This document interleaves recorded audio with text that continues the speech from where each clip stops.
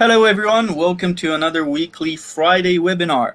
This week we are joined by Abbie Hills, a 2018 graduate from film. Abbie, would you like to introduce yourself, say a few words about yourself, about what you do? You just introduced me, but hi everyone. I'm happy Well, with that introduction, I barely scratched the surface, don't be modest. Tell us a little bit about what you do. So I'm a talent agent and a film producer. I'm here today to talk a little bit about that, about my company, and also the feature film that my team and I are working on, which we're shooting very, very soon. All right, perfect. Your company, your talent agency company called the Dazey Hills Company. Can you tell us a little bit about that, how you started funding it? I know how you founded it, actually. So when I graduated from film, I kind of didn't really know what I wanted to do next. I knew I didn't want to be a runner, put it that way. So rather than going and kind of starting at another company, I went and did a master's in arts management so I could learn how to start my own business, basically.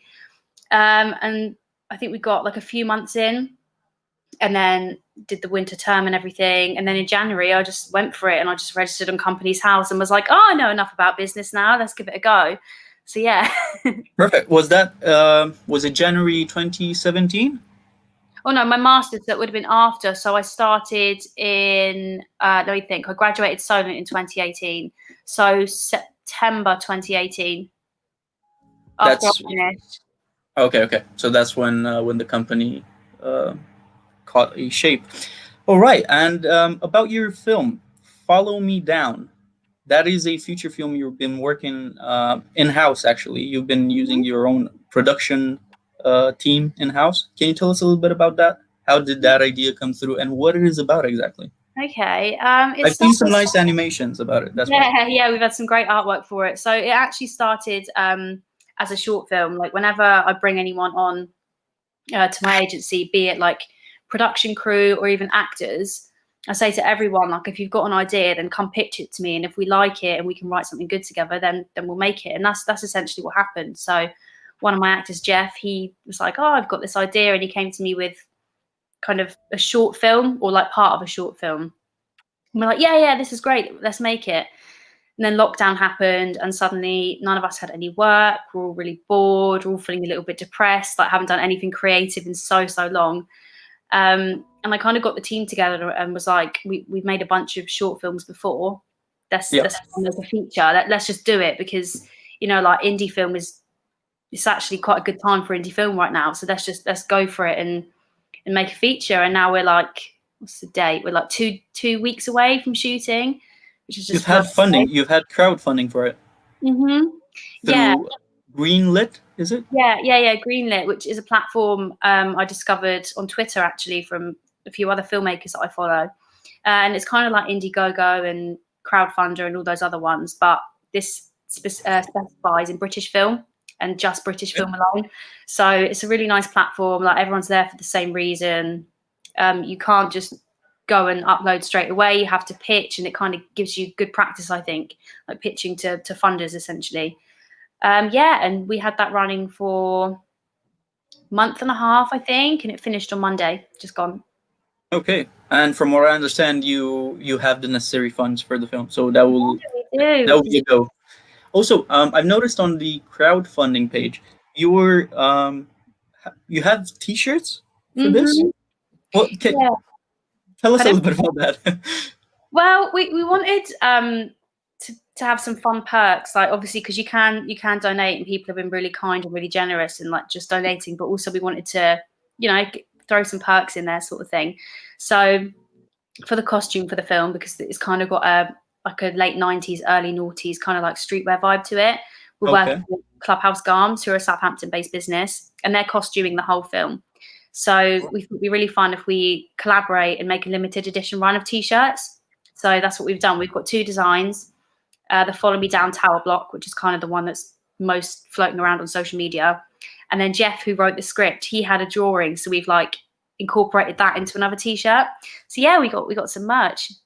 Okay, I've had a look actually. They look pretty good. They're black T-shirts with white drawings on them. Quite simple, but it looks very stylish. I like them. Are they available to buy anywhere or? Yeah. So we were selling them on the crowdfunding or on the Greenlit page, which is obviously now finished.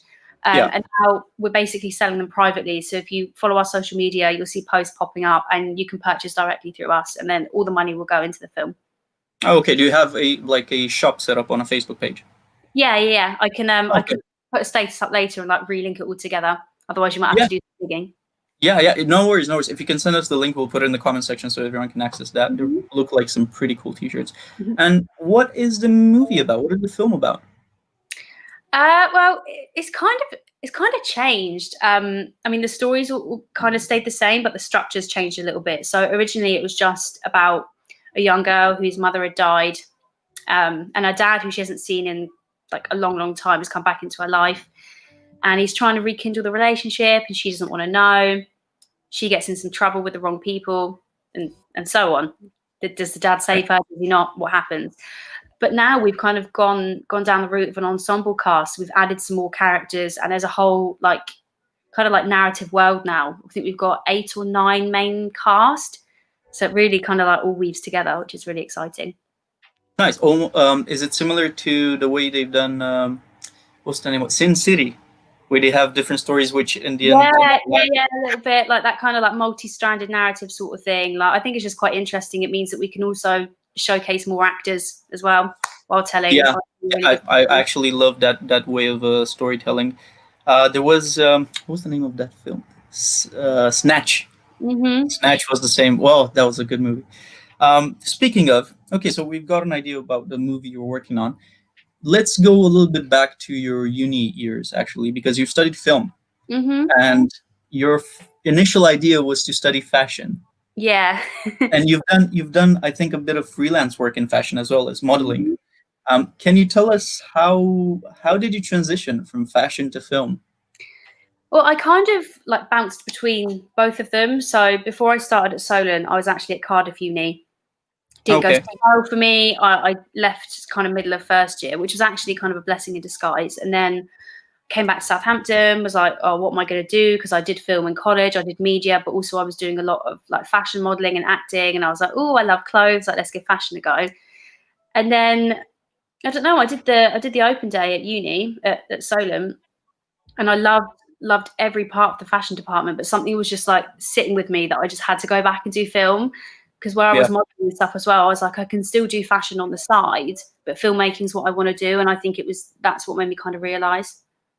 You did mention in our interview that you like all creative things, and you like to tap in all these certain different areas, but ultimately you found that you love producing. I think so. Yeah, it's kind of naturally come to me. I think because when you're at uni, you're kind of self-sufficient and producing your own stuff, be it coursework or even films or just anything. You're always organizing stuff, and I love kind of taking an idea right from the start when it's just barely even an idea. It's just a tiny little seed, and then just making everything grow, the costume, the story, the casting, the set design, the art direction. The more boring stuff like release forms and risk assessments, but they've got to be done. All of that, quite an organized person. It might not be exciting while you do it, but when you have it all tucked in one place, that is a very satisfying moment. Definitely. Speaking of teamwork, actually, you've mentioned that the most important thing that you actually took from uni was the fact that you didn't feel alone, that you had a team to work with, that you had people to develop your skills and advance in your career. And you've also said that you've helped other people produce their own films. Can you tell us a little bit about that? Was it for uni? Was it other films from external providers? Yeah, a bit of both really, kind of freelancing and kind of uni stuff as well. Once I graduated, I had a couple of friends doing a master's at Solent in film, and they brought me back to do some producing. Since doing the crowdfunder, actually, raising the money for Follow Me Down, I've had a lot of people come to me and asking me to help produce their stuff, which is really exciting. We've had a short film, a music video, and also a web series have all come to me. So I'm kind of reading into those and picking which ones I want to take on, which is really cool. All right. And now going back to your film background, what directors, which producers did inspire you? What made you passionate about film in the first place? Oh, that's such a good question. I mean, probably more directors than producers, because when I first started making films, I was directing as well, and that's what I thought I wanted to do at the time, which I still kind of do, but I love producing. I mean, it's going to sound really cliche, but I've always loved Tarantino. Like, he's awesome. Really popular. Oliver Stone, I love. Nicholas Winding Refn. Like, there's so many guys that I don't know. I kind of take bits of everything, because, like I was saying to you before on our chat on the podcast, I love kind of like universe building, and I love anything that's a bit vintage or old fashioned. So I take a lot and kind of like scrapbook my ideas to make these weird universes come up You with. think that might be linked to your own personal film preference of genres? Because so far what you've mentioned, it's all very complicated, intertwined storytelling. I'm guessing you're not a very big fan of Wes Anderson or Tim Burton. I am, like, as an audience, in terms of, it's very colourful and very like nice to look at, that sort of thing. Yeah. But they're not, I wouldn't say they're like my favourite filmmakers, but I can definitely appreciate them from an audience perspective. Okay, so which would be your favourite Quentin Tarantino film? Oh God. Trying to be objective and basically go away from the fact that some of his films are actually iconic and set grounds for, like Pulp Fiction, for example. Yeah, I mean, Reservoir Dogs is just amazing. But also, I love True Romance, which he wrote. He didn't direct that one, and True Romance is one of my favourites. So, right. Yeah. I don't actually know that one. I'm going to Google that. And that's Tony Scott, I think, directed that, and it's so good. But you can just tell, like, when you're watching it, like, Tarantino's in there. But yeah, I'd say Reservoir Dogs or True Romance. I also love From Dusk Till Dawn, and that's like zombies, which is kind of really different. But yeah, that's a really hard question. Do you find on set when you film, when you work with your team, do you find yourself doing similar things that you've seen on your favorite directors do on set, like Quentin Tarantino kind of way of directing and expressing himself very, very visually, really, when he directs other actors? Do you find yourself do that as well? Do you take some of that influence? Yeah, I think so. Like, a lot of the time when I've been talking to the director of Follow Me Down, Ryan, and the rest of the team, would always be like, oh, in this film, we want a little bit of this, a little bit of that. And like, we're giving references to each other all the time, which I think is good, because it gives us a chance to have common ground in between both of our thoughts, if that makes sense. Okay. And what made you go for the American style studio? Because you did say you meant you enjoy having everything in-house, actors, production team. Yeah, I don't know. Like, sorry, my phone's ringing. I can't turn it off. It's over there. Hopefully, it's not too loud. Yeah, so I think, obviously, when you go and study film, the first thing you kind of learn about is like the golden age of Hollywood, and how everything was always like glamorous and beautiful, and everyone worked together in house, and these big studios had all these big contracts. And I was like, oh, that's quite a good business model, actually. Especially because we're trying to be kind of like, as a startup, we don't have loads of money. We have to be really, really self-sufficient. And for me, it just kind of made sense because I wanted to be a talent agent anyway. I've always wanted to help people find work and help people grow as actors. But I've also always wanted to make films. So it was like, how can I do both? And then, it kind of works, because, it means even during COVID and stuff as well, my actors aren't necessarily going out and getting jobs elsewhere, because not a lot of stuff's being made. But we're now making a film, so they're still getting to kind of be involved. And then the same goes for the crew, I think. When we mentioned in our interview, when we mentioned the COVID-19 pandemic and lockdown problem, you did say that it affected you massively. But as a advice for students undergoing through the same circumstances, you mentioned that they should contact people they wouldn't normally contact, because they wouldn't have the free time. But now that's the time when to contact, because everyone has free time. Can you just go a little bit more in detail about how COVID actually affected you?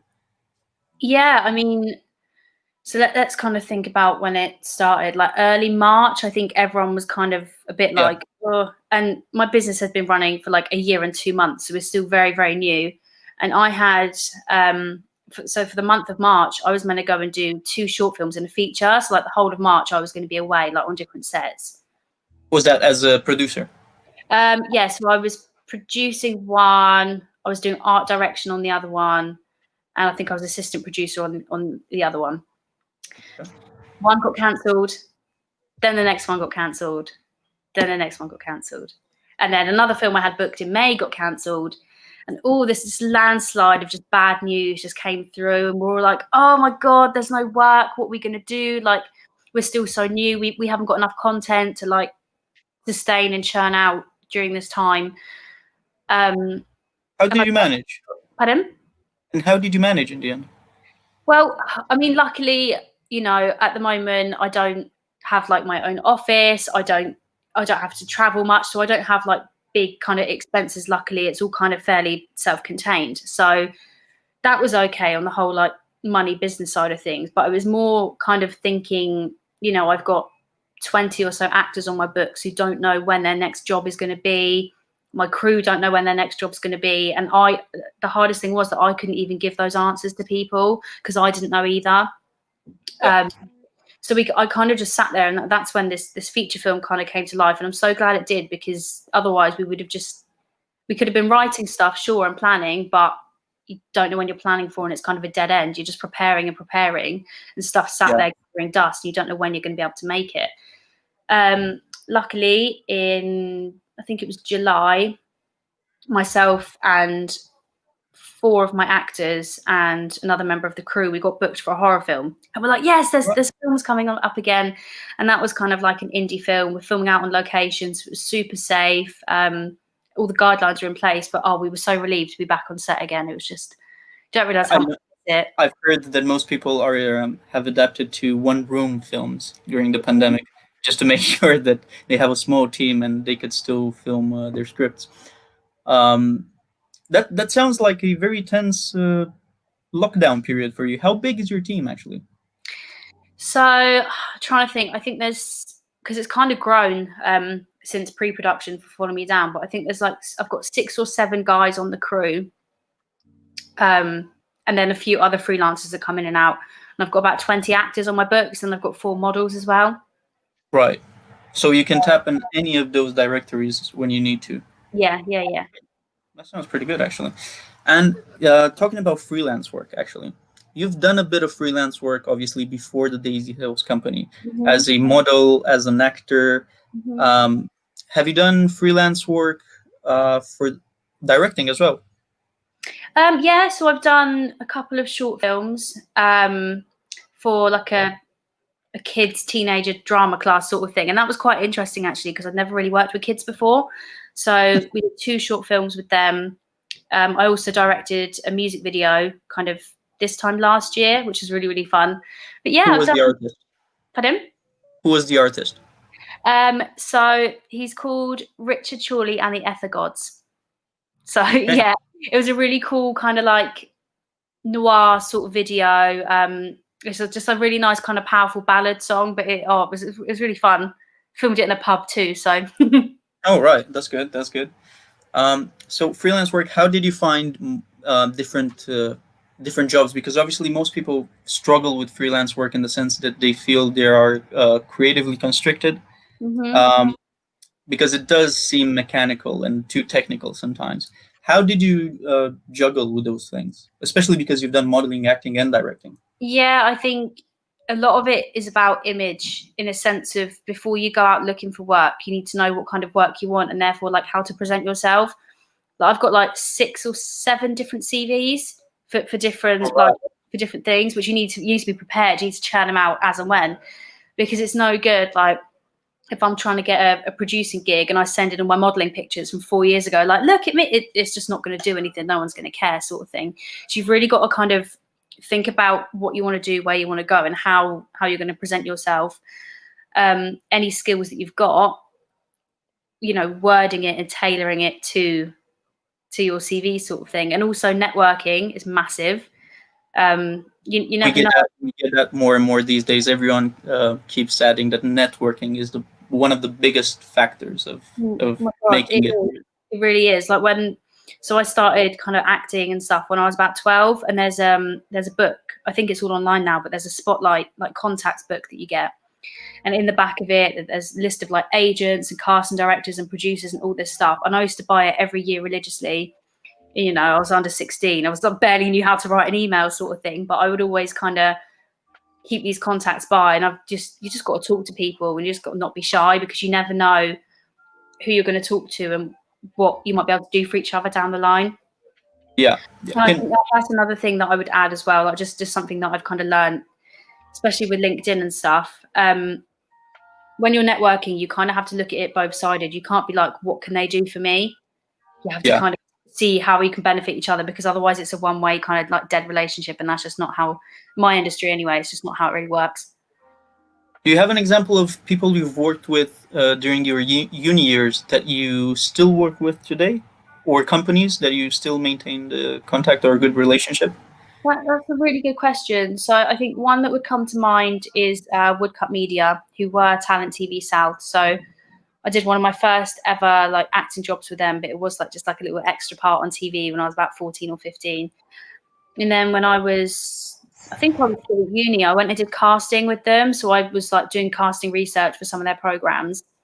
And now they'll ring me up whenever they need actors. And that's like a relationship that's kind of, even though my avenues kind of changed over that point, I've still like maintained the relationship. Knowing the person that you speak to, that is more important, especially if you're nice and professional. To be fair. Also, going back again to freelancing, how did you transition from freelancing to having your own company? Because that must have been quite scary, I assume. Yeah, and I'm still kind of getting my head around it in a way. So obviously, like I run the company. I'm not technically signed to the agency, but I'm a freelancer, but also I'm the company director. So like, it's really, really weird. If someone comes to me and says like, oh, I want a director, I'll put all my directors forward that I represent, and kind of be like, oh, you know, what are you looking for? What style do you want? But then sometimes people might come to me and be like, oh, we want to hire you. So it's just kind of, I have to like think about it and delegate it correctly, if that makes sense. So yeah, because I still kind of am freelancing away from the company as well. Like people will just book me, or they'll want to book the company as a package, and then I'm kind of involved within that, or they'll want to book someone else in my production crew, and I'll kind of send them off. So there's so many layers to it. It can get a bit confusing. Fair enough. And is most of your income now through Dazey Hills and freelancing? Mm-hmm. Do you have any other part-time jobs or anything outside of this area? Not now. So I actually did up until about a month ago. I was doing, and it's not very exciting, but I quite enjoyed it, to be honest. I was just working from home, like analysing phone calls basically between car dealerships and their customers, which made me really good at typing and really good at listening. So like I didn't like fit everything in. But no, other than that, now it's just kind of filmmaking. Obviously working as a talent agent, I get my commission. I'm also a headshot photographer, so a bit of that, editing show reels. So kind of, yeah, it's all good. It's all nice creative stuff. All media creative things. Love it. Are you still, so you said you're still getting adjusted to this whole not having a part-time job on the side. Do you think it will be fruitful? It will turn into something that will say like, okay, that's a really good thing. I wish I would have done that long ago. I think so. Like, obviously, when I found out, I was like, oh my God, no, we're in the middle of a pandemic. Like, what is going on? Like, all this crazy stuff. And then, obviously, the film is like 2 weeks away now. And I've kind of started to realize, like, it was a good thing, because now I've got way more time. And, you know, I'm kind of managing time better, managing money better, and just being a lot more kind of aware. But I do think it's going to be good for me in the long run, because it means I'm more flexible and more available. Fair enough. The reason I'm asking this is obviously because most creatives, when they transition from freelance to, or from having a job to freelance or sustaining themselves through their craft, they're usually afraid of this, terrified. And what I'm trying to do is remove some of those anxieties. Giving you as an example, did you manage to get that leap of faith, and you're actually doing great? So it's funny you say that. Like way before, I think it was when I was doing my master's. So started in September 2018, January 2019 I started the business, but in December 2018 I was working in retail, and like, retail at Christmas time is just horrendous for anyone watching who works in retail. Like, I feel for you, because that is hard. Like, I'd never done it before. Seasonal jobs. Yeah, and it's not like I even kind of grew to hate it, but I was finding that I was missing out on creative work because I was hanging up clothes, and I just couldn't deal with that. So I just quit, basically, not on the spot. I handed my notice and did everything properly. Had absolutely no plan whatsoever, but I just knew, like, in my head, I was like, I can't do this anymore. I don't want to. Like, in the new year, I'm gonna, in my head, I'm gonna start a business in the new year, and then I did, and it was absolutely the best thing I've ever done. Obviously, I would say don't put yourself in like financial danger, if that makes sense. Like, if you can quit and you'll be comfortable for a little while quitting to do what you actually love doing, then by all means do it. But obviously don't be totally impulsive if you don't kind of have a bit of like contingency or like a backup plan. Yeah, and also at the same time try to be assertive as well, and don't undersell yourself. You did mention that during your uni years you wish you would have been a bit more assertive, because every time you've had a question or anything, you've immediately had anxiety that it might get turned down. But now you're learning from that and you're actually progressing. So be assertive, guys. Don't be afraid to. It's taken me a long time, but I'm there. That's good. It's better late than never. Now, just to touch a little bit on your business, you setting up a business. How did you find that? Completely from the aspect of paperwork, all the legislations, all the legalities that go behind it. So obviously I was doing my master's. So that was massively helpful. Like each term we would kind of like focus on a different thing, like HR and like pay, like contracts, everything like that. I think I kind of had a good knowledge about contracts and things before because I'd like signed so many, if that makes sense. Yep. But to be honest, I am still learning. Like, there's things you do have to know before starting a business, and like you need to, if you're not mathematical like me, make sure you've got a good accountant for a start. That's like an absolute must. You need to get registered on Companies House. You need to know what insurance you need. You don't need to know this, but I built my own website, not completely from scratch. I used Wix, but because I just started a business, didn't really have any money. So I was like, I don't want to pay anyone. So then I had to learn how to like build a website. And luckily Wix is just like drag and drop. So I found that really simple to do. And then I found myself kind of doing as many like short courses as I could while I was doing my master's as well. Like there's a really good website called Udemy, and they do kind of like short courses in anything, and they cost about £12. And I did one in PR, I did one in contract law, and I did one in like social media marketing, just because I was like, I need to know everything or as much as I can so that I don't like crash and burn, because you have to make sure you're doing it properly. Once your business is registered on Companies House, that's it. Then you're fully in it. So you have to kind of know what you're doing. Yeah. Speaking of, just to mention for those of you watching out there and are looking to follow Abbie's steps, there's an easier way to find out about business. We are going to start business startup courses from 5th of October, I think, delivered by Nikki Curtis, which I believe helped you as well a little bit. Yeah, I know Nikki. Yeah, that's really cool. Yeah. So we're delivering these business sessions for all creatives, so they will know exactly what to do, basically. It sounds really good. Link will be in the comment section. Thank you, CEO. It will indeed. Also, just to start wrapping it up, what would your advice be for someone who is now in your position 5 years ago? My position 5 years ago, let's think. Where was I? I'd have been in first year, I think. Yeah. Exactly. Oh, someone who just realized they're starting in film. Someone who just realized, well, ooh, I prefer this to fashion. Or what would you say? I think say yes to as much as you can, within reason. Obviously, don't burn yourself out, and be nice to people, because if you're in first year, you're going to build in the relationships in your course and in your uni. So be nice to people, say yes, and be as confident as you can, and enjoy yourself, obviously, because it's freshers and everything. Like, have a good time, but obviously remember why you're there and what you're doing.